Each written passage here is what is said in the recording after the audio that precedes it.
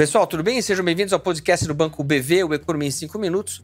Eu sou o Roberto Padovani e junto com o Carlos Lopes a gente vai bater um papo essa semana sobre o comportamento do dólar. Bom, a gente tem vivido um início de ano bem mais calmo no mercado cambial, com a cotação da moeda norte-americana oscilando no patamar de 5,70. O 5,70 pode parecer uma taxa ainda muito alta se a gente comparar o que a gente viu nos últimos 5 anos, mas certamente é muito melhor do que a gente viu no meio de toda aquela tensão e confusão do quarto trimestre de 2024.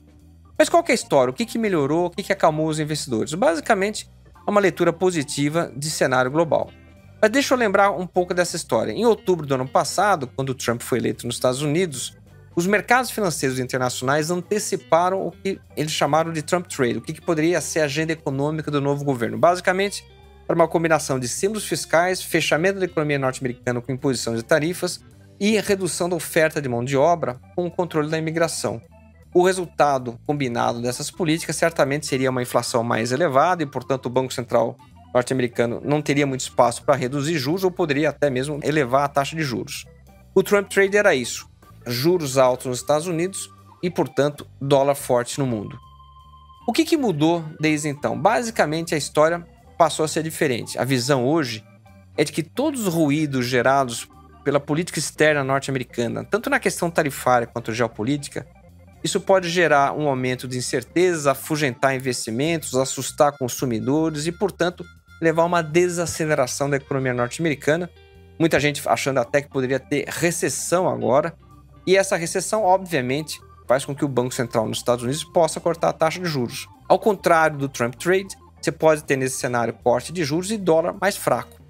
Mas não é só uma história de Estados Unidos.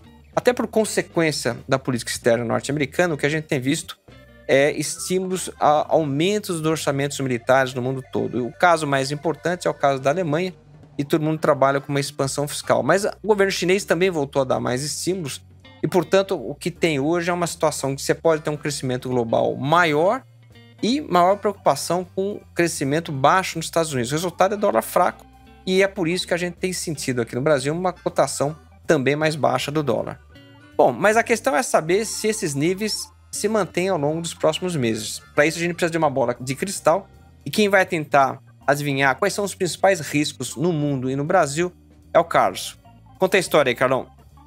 O nível de incertezas na política econômica americana tem feito com que essa bola de cristal fique muito mais difícil de ler ultimamente, né? Já é algo bem desafiador que tem sido mais aí ultimamente. Mas acho que essa incerteza relacionada principalmente à evolução da taxa de câmbio ao longo dos próximos meses, para esse ano como um todo, ela está muito mais associada a fatores de riscos internacionais do que locais. Acho que localmente a coisa está um pouco mais fácil de prever do que esses fatores de risco internacionais. Porque lá fora, esses principais determinantes do dólar ainda são muito nebulosos e dependem de como essa política econômica americana vai se dar nos próximos meses. Por enquanto, a gente teve muitas sinalizações na direção que todo mundo já espera, né? De mais tarifas, mais volatilidade em termos geopolíticos, e isso tudo tende, né, conforme as tarifas vão sendo aplicadas, isso tudo em tese tende a fortalecer o dólar.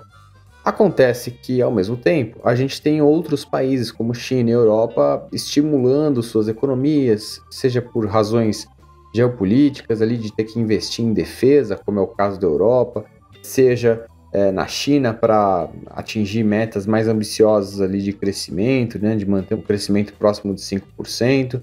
Então, esses incentivos ao crescimento em outras economias ajudam a enfraquecer o dólar, né, a fortalecer suas moedas desses principais países contra o dólar. Então, são vários vetores, são várias forças atuando em direções contrárias sobre a moeda americana. É vontade, né, dos Estados Unidos enfraquecer o dólar nesse momento, né, para melhorar ali o seu saldo comercial, mas por outro lado, ao enfraquecer o dólar, isso traz inflação, e essa inflação acaba levando a uma reação do Banco Central americano, que sobe mais os juros ou mantém eles elevados, e isso ajuda a fortalecer a moeda americana. Então, assim, são várias forças atuando em direções diferentes e que é difícil a gente prever o que vai acontecer para o ano. Acho que o que dá para tomar como regra é que é um ano de muita incerteza e muita volatilidade, e isso em geral coloca pressão sobre ativos de risco, né? Então, independente um pouco do que vai acontecer com o dólar em relação às principais moedas, a gente vê pelo menos uma resultante de tudo isso, que é uma volatilidade, uma percepção de risco maior para mercados emergentes. E aqui no Brasil, a gente não vê grandes mudanças acontecendo na política econômica, na estratégia de política econômica, portanto o risco fiscal, a percepção de risco local tende a aumentar. Colocando tudo isso junto, a gente vê ainda um câmbio com uma tendência de depreciação ao longo desse ano, ainda que com bastante volatilidade. Certo, pessoal? Obrigado por mais esse episódio. Até semana que vem. Um abraço.